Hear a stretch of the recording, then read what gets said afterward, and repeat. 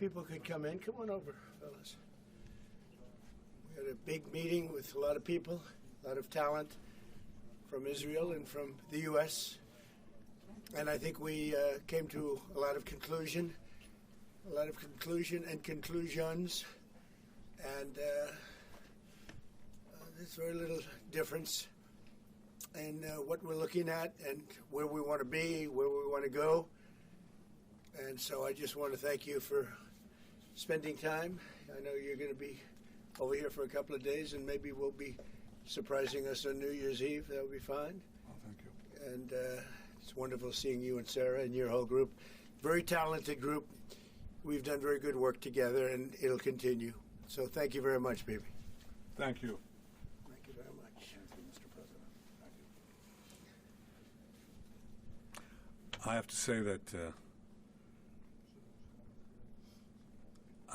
that in addition to what I said, that we've never had a friend, even close, a friend, as President Trump in the White House.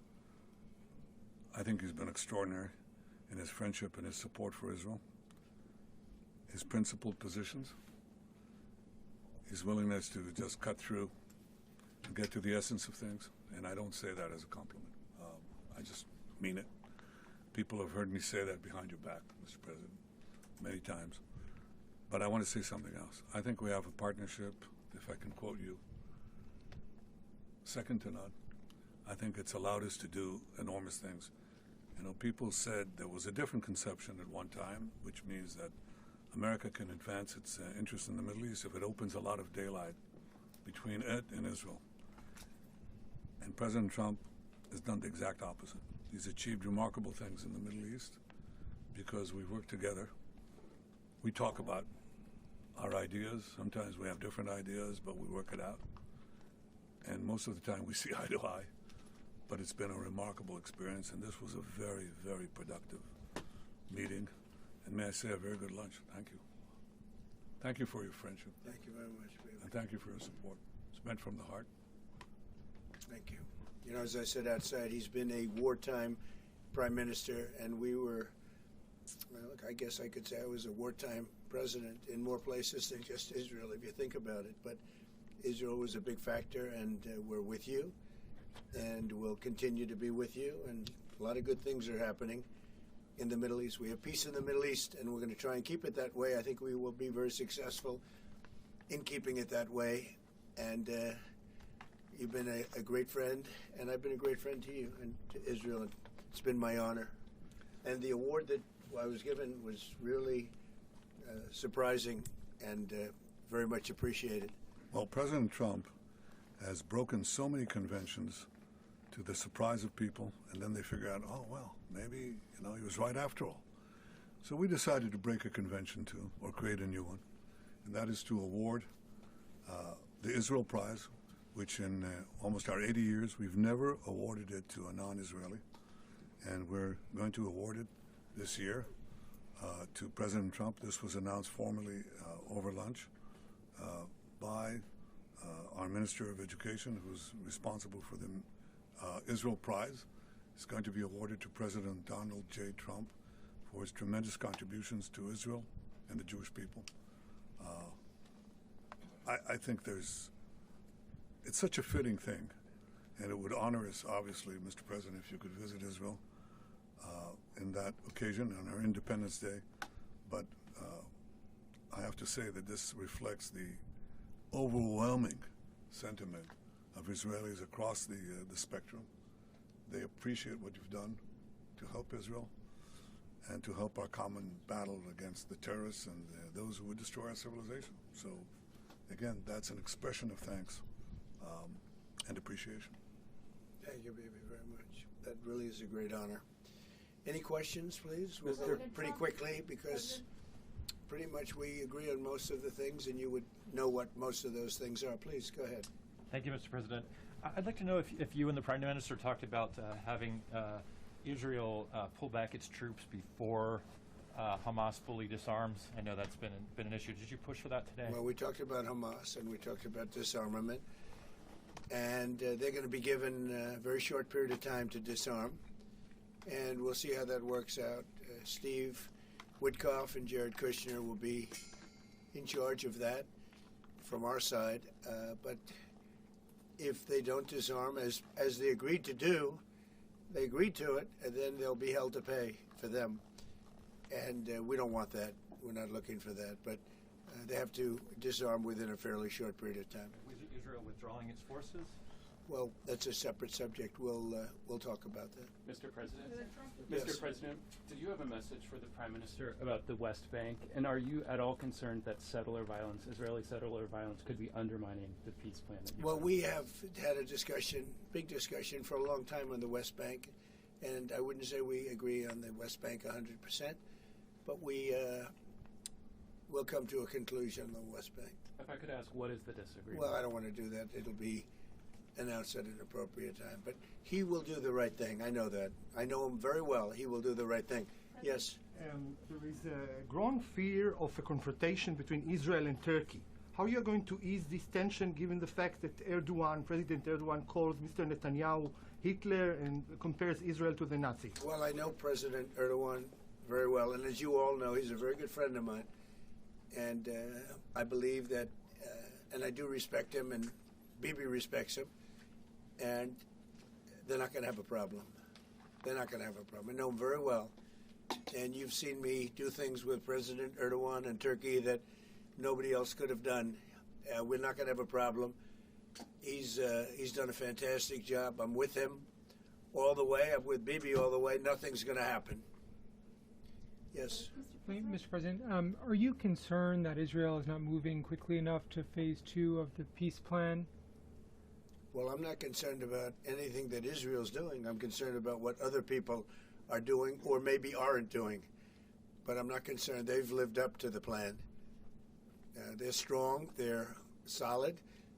And sometimes they don't understand when somebody violates something that you want to give them a second chance. Well, we'll give them a couple of second chances. But no, Israel's lived up to the plan 100%.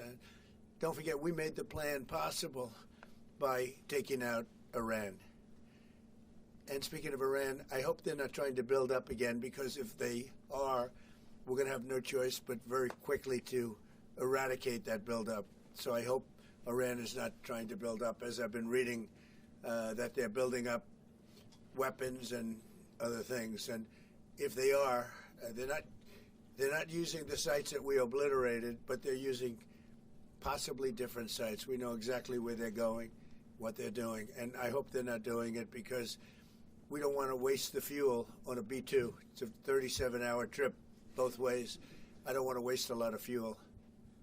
Okay? Mr. President Trump, just after your last remarks regarding the pardon request of Prime Minister Netanyahu, Herzog office told us that you have not talked after the official request of Prime Minister Netanyahu pardon. Can you clarify to us? Did you talk Which about request it are you talking about? with the President Herzog, the Israeli President Herzog? Did you talk with him directly? President Erdogan? Herzog. The Israeli So President you're talking Herzog. about pardon? Yeah. Oh, well, you got to say that. No, I think he's going to be in great shape. He's a wartime prime minister at the highest level. He's achieved tremendous success. And I'll say it, if you had 8 out of 10 prime ministers in his position right now, or before right now, maybe, you wouldn't have Israel any longer. Israel would not exist. I'd say two of them would, and 8 of them wouldn't. Those are not good odds. You needed a very special man to really carry through and really help Israel through this horrible jam. These are major factions, and it started with our negotiation with Iran. I think it probably started with Soleimani. That was really where you mentioned that today, which started with Soleimani.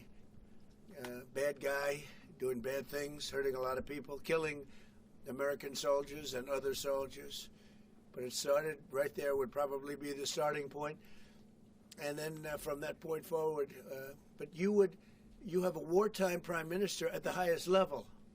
There could be other wartime prime ministers, but they'd lose. He won. And I think the people of Israel appreciate it. I think a lot of the people in the world appreciate it, actually. And because of that victory, we were able to get peace in the Middle East.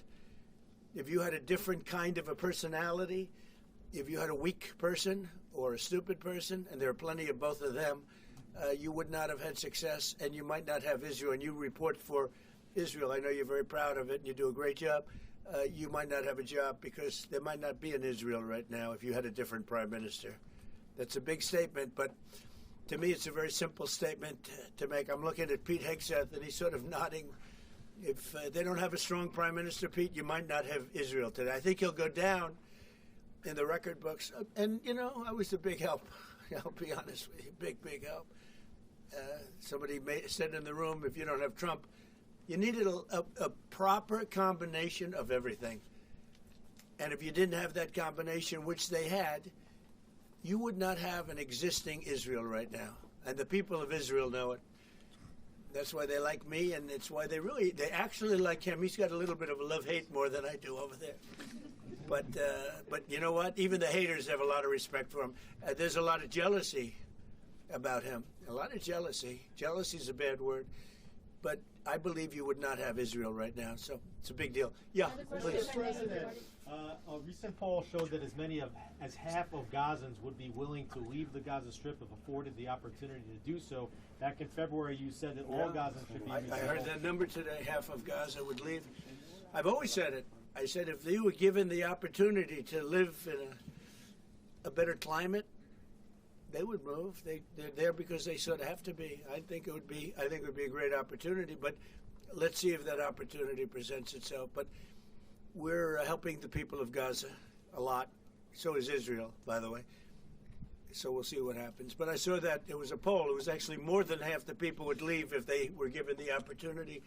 And I've been saying that for a long time. To me, it was common sense. So it's interesting. Why wouldn't countries accept them? Look, let's not talk about it because we don't want the controversy. Right now, we're helping Gaza. But if they were given the opportunity, I think even higher than that, the group that did the poll is usually, I call them negative pollsters. You have a lot of them. And yet, this poll was, I think, very accurate, other than it would be more than half the people, if given the opportunity. But they haven't been given that opportunity. So we'll see what happens. Mr. President, have you reached a point of understanding regarding Syria? We do have an understanding regarding Syria.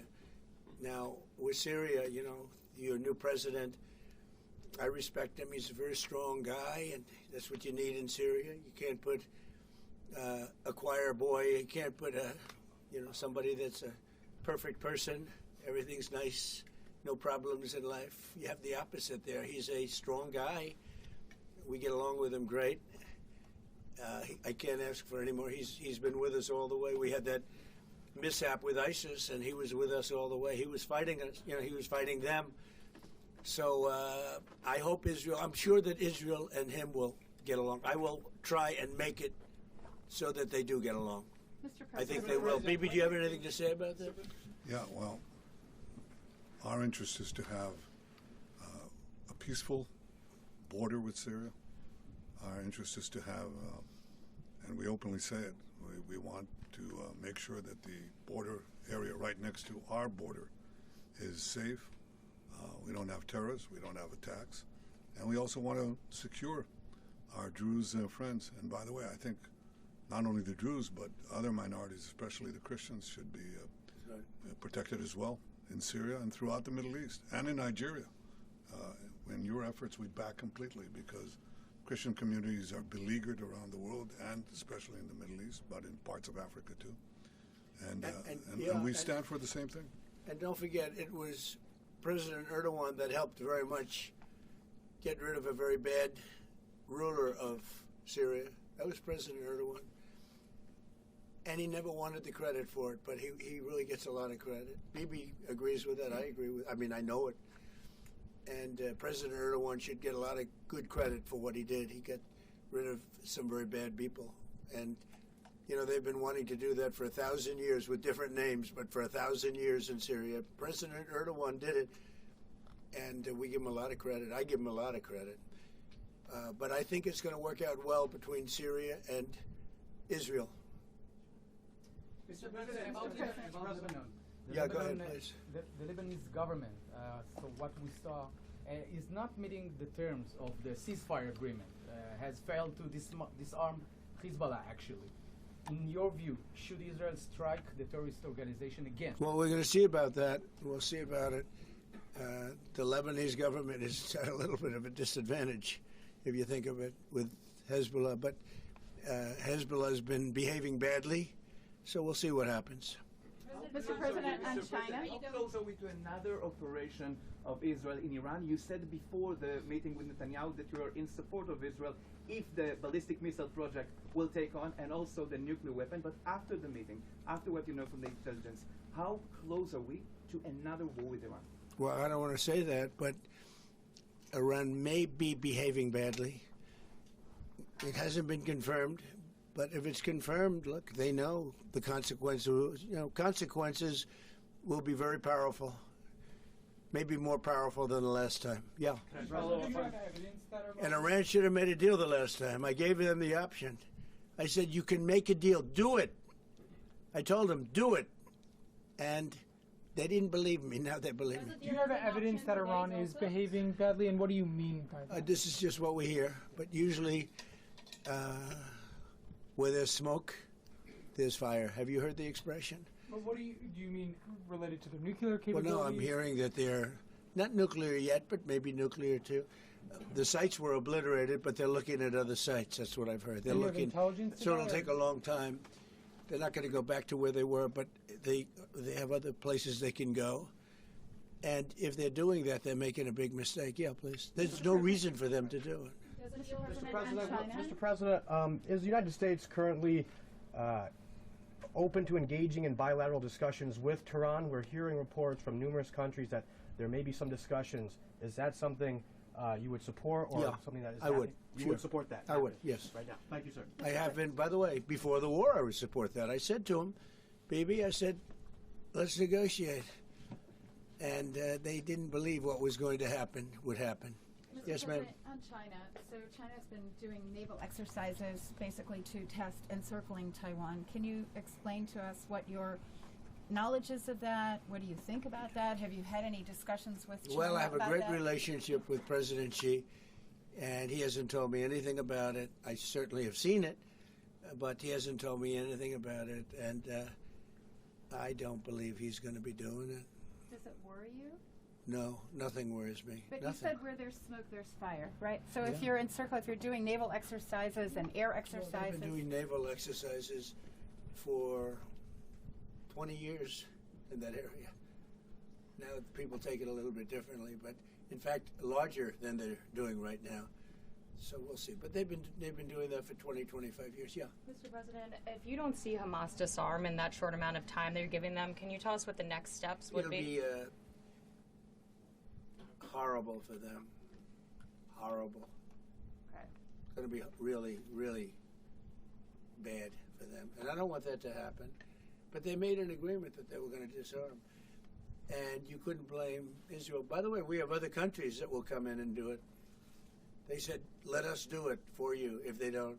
Countries that were with them wanted the deal to be made, agreed that they would disarm, and now if they say they're going to disarm, that's fine. If they say they're not going to disarm, those same countries will go and wipe them out. They don't even need Israel. You know, we have many countries, 59 countries that are in agreement. This is a real peace in the Middle East. And Hamas is a small part of it, but it's still a part of it. But we have 59 countries that signed on, big countries, countries that are outside of the Middle East, as you know the Middle East. They want to go in and wipe out Hamas. They don't want Israel. They don't need Israel. They want to do it because it's the right thing to do, because they were for the deal based on the fact that Hamas pledged, they swore that they were going to disarm. Now, if they're not going to disarm, those same countries will wipe out Hamas. Yeah. President Trump, do you think that the PA should be involved the day after in Gaza Strip, even in the near future? And the same question to Prime Minister Netanyahu. Do you see a real opportunity that the PA will be in Gaza? Go ahead, Bibi. I think President Trump put clearly the conditions of reform that he wants to see in the PA for them to be involved. And I think he put it very clearly what he wants to see, the kind of real reforms, not just perfunctory reforms or real reforms. Stop pay to slay, change the curriculum in your textbooks, open up a different society and a different future. If So they it's do not it, in the near future? well, let them. I think it was clear. He put Pretty clear. He put guidelines that were, by the way, in the Trump plan of 2020, and they were put then in the 20 points, and it's up to them. Remember this, if we didn't do what we did to Iran, just to make the subject just slightly different, you wouldn't have peace in the Middle East. You wouldn't have a deal signed in the Middle East. You wouldn't have a deal. Because other Arab nations, which are great people, I know them very well, they're great people, they wouldn't be able to have agreed to peace in the Middle East because you would have had a dark cloud hanging over everything. It wouldn't have been possible. So Iran has been greatly reduced in power, prestige. I don't want to use the word humiliation because, they're trying to build up again. But we can't let them build up because if they build up, there can't be peace in the Middle East. It was a mistake. When they wiped out Iraq and Iran were about the same power. And they fought each other with different names for 1,000 years. And then our country came out and blew up one of those two countries, namely Iraq. And all of a sudden, Iran had the whole Middle East all to itself. But that's not true anymore. That's not true anymore. Can you tell us Mr. something President. about your Say plan? it. Tell us something about your plan to expand Abraham Accords. If you can tell us something about your plan to expand Abraham Accords. Well, the Abraham Accords are great. It was a great achievement of Jared and everybody. It was one of the great achievements. They'll be expanded. Countries are already talking about expanding it, and they'll be expanded fairly quickly. Yeah, please. What about Saudi Arabia? Is it still on the table? The normalization? Saudi Arabia is great. We have a great leader, and a friend of mine and a friend of a lot of people. Also an enemy of some people, but those people aren't doing so well. Saudi Arabia has been very good as far as I'm concerned. They've done everything that we can ask for. But normalization with Israel is on the table? They're getting along great with Israel. They will. And at some point, they'll sign the Abraham Accords. Mr. President, on the Fed, so one of the big domestic tasks ahead of you is to pick a new chairman for the Fed. Yeah. You've said that you have one favorite, but you're I also do. doing interviews. Still so do. Hasn't changed. Yeah, I'll announce them at the right time. There's plenty of time. Are you? Is But there in the any meantime, chance? we're doing numbers that nobody's ever seen. We have $18 trillion coming in. We had a 4.3% GDP. They thought it was going to be 2%. And that's despite the Democrat shutdown. Had the shutdown not occurred, we would have had an extra 1.25. Think of that.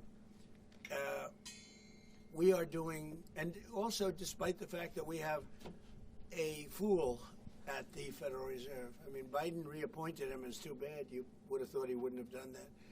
But he's an absolute fool who's building a new Federal Reserve, or he's doing a renovation of a building. Maybe he's up to $4.1 billion to do a renovation of a few very small buildings. It's the highest price in the history of construction. He's spending more money than any building has ever spent per square foot on the renovation of, as an example, I'm doing a magnificent, big, beautiful ballroom that the country has wanted, the White House has wanted for 150 years. It's a massive job, and it's a tiny fraction of that number. And we're under budget and ahead of schedule. Now, it's bigger than I told you. After realizing we're going to do the inauguration in that building, it's got all bulletproof glass. It's got all drone, they call it drone-free roof. So drones won't touch it. It's a big, beautiful, safe building. But it's a big project. For a tiny fraction of that, we're under budget and ahead of schedule. And they've wanted it for 150 years. Think of it, the Federal Reserve building, 2 buildings there, they don't know what they're doing. They're way over budget. I mean, almost, this was built during the Biden administration, and I rode by it the other day, and it's headed by the head of the Federal Reserve. too late, too late, Powell. Too late because he's always too late with interest rates, except before the election he was too early because that would have helped. That was supposed to help get her elected. It had no impact. We won all 7 swing states. So what do you But think of but no.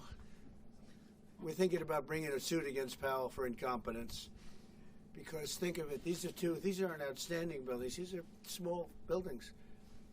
He's at $4 billion more. It's going to end up costing more than $4 billion. $4 billion. It's the highest price of construction. Again, Democrats, highest price of construction per square foot in the history of the world. There's never been.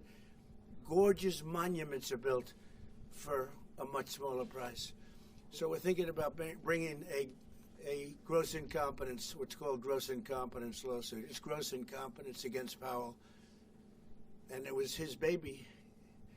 And the guy's just incompetent. I mean, there's nothing you can do about it. He's just a very incompetent man. But we're going to probably bring a lawsuit against him.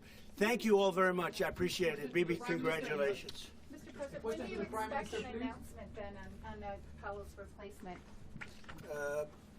January sometime. And will you ask Jay Powell to resign Well, from he the should board resign, entirely? be a favor to the nation.